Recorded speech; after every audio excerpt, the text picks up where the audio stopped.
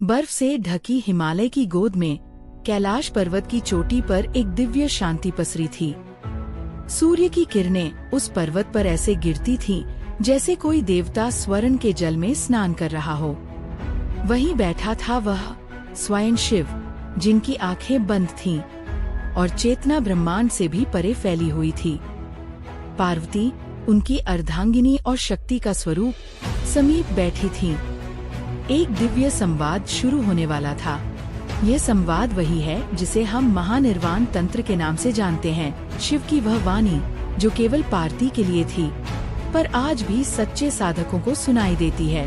हे नाथ, पार्वती बोली, मुझे उस परम सत्य का ज्ञान दो जो मुक्ति का मार्ग है। शिव मुस्कुराए, उनकी आंखें खुली और उन्होंने कहा, यह शरीर केवल मांस का पुतला नहीं, यह स्वयं ब्रह्मा का मंदिर है। इसके भीतर छुपी है वह ऊर्जा, कुंडलिनी, जो स्वयं तुम्हारे रूप में है, शक्ति। अगर आप आध्यात्मिकता, रहस्य और आत्मिक ज्ञान की गहराई में उतरना चाहते हैं, तो इस चैनल वैराग्य ज्ञान को लाइक, सब्सक्राइब और शेयर जरूर करें, क्योंकि आज की ये कहानी आपको एक नई चेतना के द्वार तक ले जाने वाली है। क्या आपने कभी सोचा है, वह शक्ति जो हमारे भीतर सोई है, वह जागे तो क्या होगा? क्या मंत्र सिर्फ ध्वनि है, या वो देवता हैं जो हमें मोक्ष के द्वार तक ले जाते हैं? आज हम आपको ले चलेंगे एक ऐसी दिव्य यात्रा पर, जहां शिव स्वयं पार्वती को तंत्र का रहस्य बताते हैं। यह कहानी है जागरण की, ऊर्जा की, आत्मा के उत्कर्ष की, कैलाश की चुप्पी से शुरू होकर ब्रह्मा में विलय तक की। तो बैठ जाइए ध्यान में, बांध लीजिए अपनी चेतना, क्योंकि आप प्रवेश कर रहे हैं कैलाश के स्वरों से तंत्र का रहस्य। सर्वप्रथम कुछ नहीं था, शिव कहते हैं, केवल मैं था। परंतु मैं अकेला क्यों रहूं? अहम बहुश्याम, मैंने सोचा मैं बहुत रूपों में प्रकट होऊं। यह इच्छा ही शक्ति थी। यह शक्ति ही रूप बनी, नाद, ध्वनि, फिर बिंदु, ऊर्जा का केंद्र। यही बिंदु बना सारा सृजन, ब्रह्मा, विष्णु, महेश और उनके साथ सब लोग। शिव और शक्ति साथ थे, अलग नहीं, एक ही चेतना के दो पहलू। यह दुनिया उन्हीं की लीला थी। परंतु यह लीला तभी समझ में आती है जब साधक अंतर्मुखी होता है। शक्ति, वह कुंडलिनी रूप में नीचे मूलाधार में सो रही है। 3 चक्रों में लिपटी वह ब्रह्मा द्वार की रखवाली करती है। लेकिन जब वह जागती है, तब प्रारंभ होता है भीतर का ब्रह्मांडीय विस्फोट। शिव बोले, हे पार्वती, जब आत्मा को ब्रह्मा से मिलाना हो, तब साधक को अपने भीतर की देवी, कुंडलिनी, को जगाना पड़ता है। वह शक्ति जो मूलाधार में सर्प की भांति कुंडली मारे सोई हुई है, वही है मुक्ति का द्वार। पार्वती ने पूछा, प्रभु, ये शक्ति कैसे जागती है? शिव बोले, श्रद्धा, साधना और गुरु के अनुग्रह से। जब साधक प्राणायाम से अपने भीतर की चंचलता को शांत करता है, तब नाड़ी मार्ग साफ होते हैं। तब कुंडलिनी अपने मार्ग पर चलती है, नीचे से ऊपर की ओर, जैसे नदी पर्वत से निकलकर सागर की ओर बढ़े। मूलाधार, प्रथम द्वार। मूलाधार, रीढ़ की हड्डी के सबसे नीचे स्थित। यहाँ देवी 3 चक्रों में लिपटी होती है। जब साधक ध्यान करता है, मंत्र का जप करता है, तब यह शक्ति कंपायमान होती है। वह हिलती है जैसे नींद से जागती हो। जागरण का यह पहला क्षण अत्यंत कोमल होता है, शिव कहते हैं, क्योंकि साधक को लगता है जैसे कोई बिजली सी भीतर दौड़ गई हो। स्वाधिष्ठान, इच्छाओं की अग्नि। कुंडलिनी अगला पड़ाव तय करती है, नाभि के नीचे स्वाधिष्ठान चक्र में। यहाँ वह साधक की वासनाओं से टकराती है। काम, क्रोध, लोभ, सब उजागर होते हैं।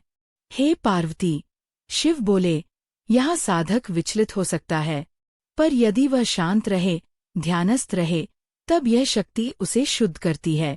मणिपुर, आत्मबल का केंद्र। अब शक्ति पहुँचती है मणिपुर चक्र में, नाभि के पास। यह आत्मबल का स्थान है। साधक को लगता है जैसे भीतर कोई सूर्य चमक रहा हो। यहाँ से साधक का आत्मविश्वास जागता है, शिव कहते हैं, अब वह केवल शरीर नहीं, ब्रह्मा का अंश समझने लगता है। अनाहत, प्रेम की धुन। हृदय के पास है अनाहत चक्र, जहाँ न कोई आघात होता है, न शब्द, पर फिर भी संगीत है। जब कुंडलिनी यहाँ आती है, तब साधक प्रेम में डूबता है, किसी मनुष्य से नहीं, स्वयं सृष्टिकर्ता से। यहाँ उसकी आंखें भर आती हैं। शिव बोले, क्योंकि वह अब केवल देख नहीं रहा, वह अनुभव कर रहा है। विशुद्धि, वाणी की शक्ति। कंठ में विशुद्धि चक्र। यहाँ आकर साधक की वाणी दिव्य हो जाती है। उसके शब्दों में सत्य होता है। वह जो कहता है, वह घटित होने लगता है, क्योंकि अब वह स्वयं ब्रह्मा की ध्वनि बन चुका होता है। आज्ञा, द्वार खुलने को है। अब देवी पहुंचती है आज्ञा चक्र, भौहों के बीच। यहाँ साधक को दृष्टि मिलती है।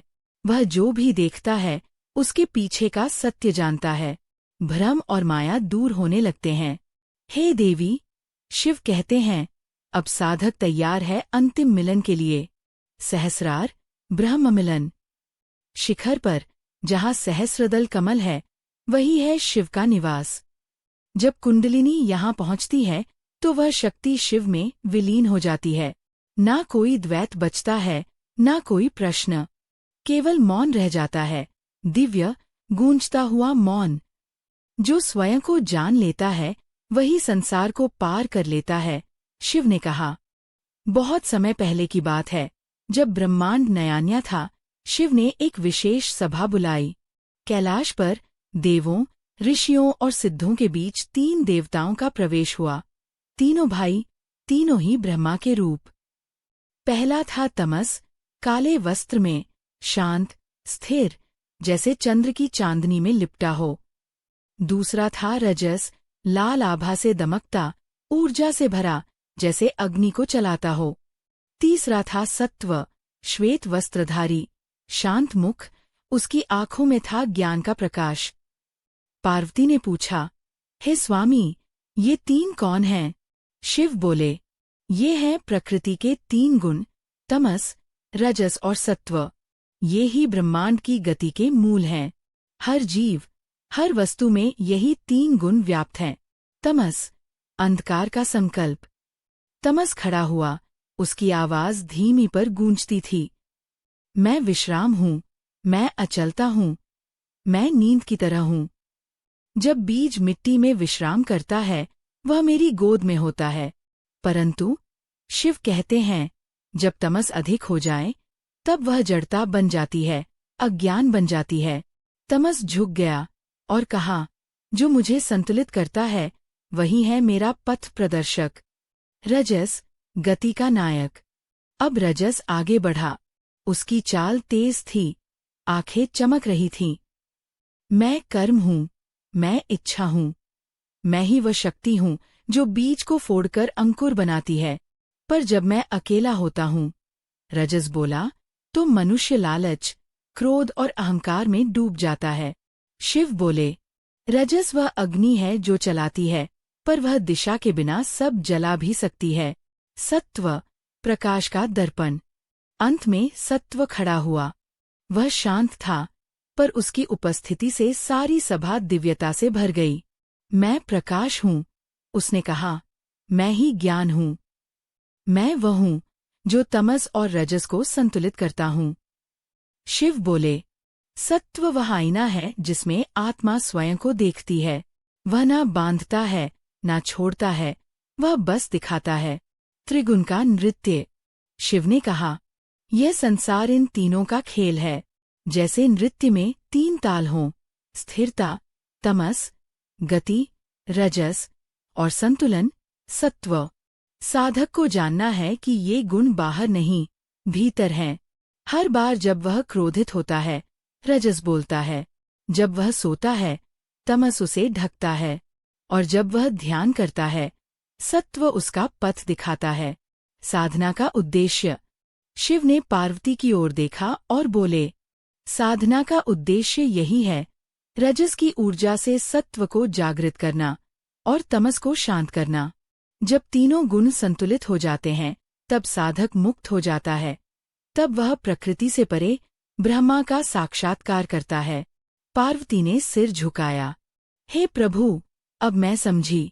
यह केवल तत्व नहीं, जीवन का संपूर्ण दर्शन है। कैलाश की सभा में शिव ने हाथ उठाकर आकाश की ओर संकेत किया। हे साधकों, वे बोले, तुम जिस धरती पर खड़े हो वह अकेली नहीं है। इसके ऊपर और नीचे 14 लोक हैं, ब्रह्मांड की 7 सीढ़ियां ऊपर और 7 नीचे। पार्वती ने विस्मय से पूछा, प्रभु, क्या आत्मा इन लोकों की यात्रा कर सकती है? शिव बोले, हाँ देवी, जब आत्मा कर्म के बंधनों से निकलती है तब वह इन लोकों की यात्रा करती है, कभी फल भोगने, कभी ज्ञान पाने और कभी स्वयं को जानने के लिए। एक भूरलोक पृथ्वी, यही हमारा वर्तमान लोक है। यहाँ जन्म, मृत्यु, पीड़ा और आनंद सबका अनुभव होता है। यह कर्म भूमि है। शिव कहते हैं, यही आत्मा कर्म करती है और उसका फल भोगती है। 2 भूवरलोक आकाशलोक, ये धरती और सूर्य के बीच है। यहाँ वायु देवता, यक्ष और सिद्ध पुरुष रहते हैं। यहाँ वे आत्माएं जाती हैं जिन्होंने उच्च कर्म किए हैं पर अभी पूर्ण मुक्ति नहीं पाई। 3 स्वरलोक, इंद्र का स्वर्ग, यह लोक सुख और इंद्रियों के आनंद से भरा है। इंद्र, अप्सराएं और देवगण यहाँ निवास करते हैं। परंतु शिव बोले, यह भी अनित्य है। यहाँ सुख तो है पर मुक्ति नहीं। जब पुण्य समाप्त होता है आत्मा वापस लौटती है। 4 महर्लोक, तपस्वियों का लोक, यहाँ वे महर्षि रहते हैं जिन्होंने योग और ध्यान के बल से उच्च चेतना प्राप्त की। यहाँ समय धीमा हो जाता है। आत्मा यहाँ रहकर आगे के लोकों की तैयारी करती है। 5 जनलोक, ज्ञान का महासागर, इस लोक में केवल ज्ञान की तरंगे हैं। कोई रूप नहीं, कोई भोग नहीं, केवल दिव्य चिंतन। यहाँ आत्मा ब्रह्मा के सत्य स्वरूप को समीप से अनुभव करती है। 6 तपोलोक, तप की अग्नि, तपोलोक में ब्रह्मर्षियों का वास है। वे जो जन्म मरण से ऊपर उठ चुके हैं। शिव बोले, यहाँ आत्मा स्वयं को केवल एक साक्षी रूप में देखती है, ना करता ना भोगता। 7 सत्यलोक, ब्रह्मा का लोक, ये सबसे उच्च लोक है। यहाँ ब्रह्मा निवास करते हैं और वही आत्माएं पहुँचती हैं जो पूर्ण सत्वगुण में स्थित हो चुकी हैं। यहाँ से आगे केवल एक मार्ग है, ब्रह्मा में विलय। अब यात्रा नीचे की ओर, अधोलोक। पार्वती ने पूछा, प्रभु, और वे आत्माएं जो तमस में डूबी रहती हैं, उनका क्या? शिव ने कहा, वे नीचे के लोकों में जाती हैं जहाँ शिक्षा कठोर होती है पर उद्देश्य वही, अंततः मुक्ति। 8 से 14 पाताल लोकों की श्रृंखला, अतल, भोग की अधिकता, अहंकार का निवास। वितल, तांत्रिक शक्तियों का प्रयोग पर अधोगामी। सुतल, राक्षसों का राज्य, जहाँ बल है पर दिशा नहीं। तलातल, असुरों का गढ़, जहाँ शक्ति भ्रमित हो जाती है। रसातल, वासना और मोह की गहराई। महातल, विषैले भावों का केंद्र, द्वेष, ईर्ष्या। पाताल, सबसे गहरा, जहाँ प्रकाश नहीं पहुँचता। यहाँ सर्पों और दानवों का निवास है। पुनः चढ़ाव की ओर। शिव बोले, लेकिन ध्यान रहे, यह सब चक्र है, नीचे गिरना अंत नहीं है। हर आत्मा को ऊपर उठने का अवसर मिलता है, क्योंकि मेरे भीतर, ब्रह्मा के भीतर, कोई हमेशा के लिए बिछुड़ा नहीं होता। साधक को चाहिए कि वह हर कर्म में संतुलन रखे ताकि उसकी आत्मा ऊपर की ओर उड़े, सहस्रार की ओर, जहाँ केवल मौन है। कैलाश पर पार्वती ने शिव से पूछा, प्रभु, आप कहते हैं कि ब्रह्मा का साक्षात्कार मौन में होता है, परंतु फिर मंत्र क्यों? क्या शब्दों में भी शक्ति होती है? शिव मुस्कराए। हे देवी, उन्होंने कहा, मंत्र केवल शब्द नहीं है, वे जीवित चेतना हैं। हर मंत्र एक देवता है, एक ऊर्जा का बीज, जो ब्रह्मांड के साथ प्रतिध्वनित होता है। शब्द से पूर्व नाद। जब कुछ नहीं था, केवल मैं था। शिव बोले, तब मेरी इच्छा ने ध्वनि को जन्म दिया, वह नाद था। नाद से निकला बीज, बिंदु, और बिंदु से प्रकट हुआ सब कुछ, तत्व, देवता, लोक और स्वयं जीवन। इसलिए जब साधक सही भावना से मंत्र का उच्चारण करता है तो वह ब्रह्मा के नाद से जुड़ जाता है। ओंकार आदिम मंत्र, सबसे पहला मंत्र। यह किसी भाषा का शब्द नहीं, यह स्वयं ब्रह्मा की ध्वनि है। इसका अ प्रकट करता है सृष्टि को, ओ दर्शाता है पालन को, इंगित करता है सहार को, और अंत में मौन निर्वाण का उच्चारण साधक के भीतर कंपन करता है, शिव कहते हैं, और उसे उसकी आत्मा से मिलाता है। बीज मंत्र, शक्ति का बीज। हर देवी और देवता के पास एक बीज मंत्र होता है। शिव समझाते हैं, शक्ति का बीज है हरि, काली का बीज है क्रूम, तारा का बीज है हरिस्त्रु। इन मंत्रों में केवल ध्वनि नहीं, उनके भीतर छिपा है देवता का चेतन रूप। जब साधक इनका जप करता है तो वह केवल उच्चारण नहीं करता, वह उस ऊर्जा को भीतर जगाता है। एक साधक की कथा। काशी में एक युवक था, अनजान, अशांत, जीवन से भ्रमित। उसे एक गुरु ने केवल एक मंत्र दिया, हरि। प्रारंभ में वह बस जप करता रहा, यंत्रवत। पर धीरे धीरे जैसे जैसे उसने ध्यान केंद्रित किया, उसे कंपन महसूस होने लगा। उसके हृदय में गर्माहट हुई, फिर शांति, और एक दिन वह मौन में डूब गया। वहां न हरि था, न वह स्वयं, केवल एक आलोक, असीम, निश्चल। वह मंत्र अब उसके भीतर जीवित था। शिव बोले, अब उसे बोलने की जरूरत नहीं, क्योंकि वह स्वयं हरि बन चुका था। मंत्र की शुद्धता।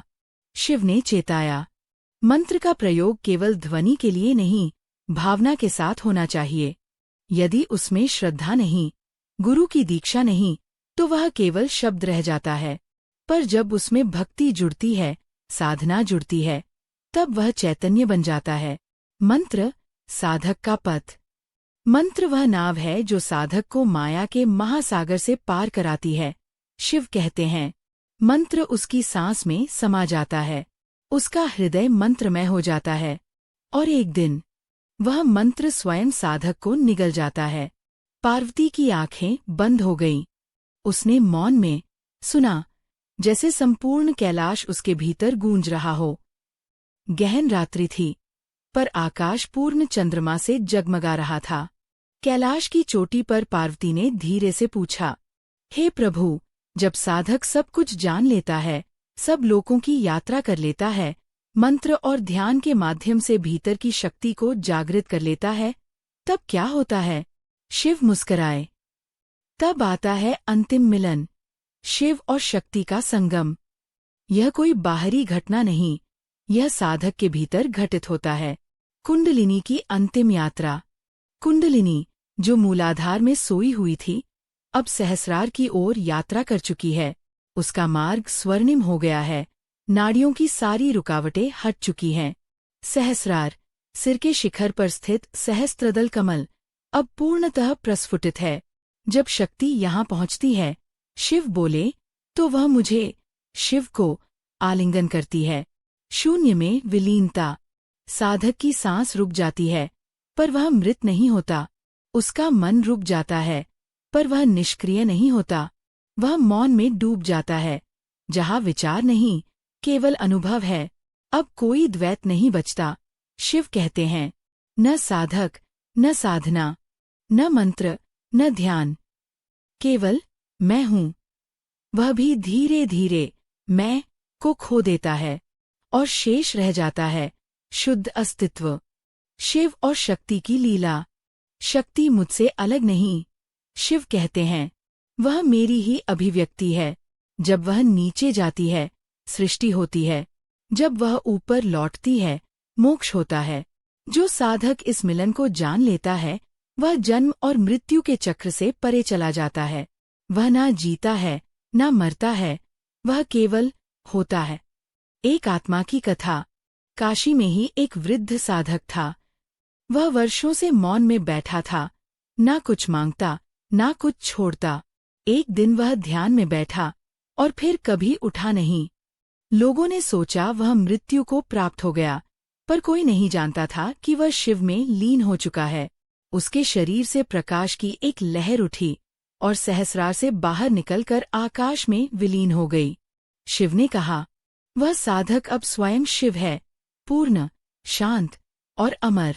मोक्ष, ना कोई अंत, ना कोई प्रारंभ। पार्वती ने शिव से पूछा, प्रभु, क्या यह अंत है?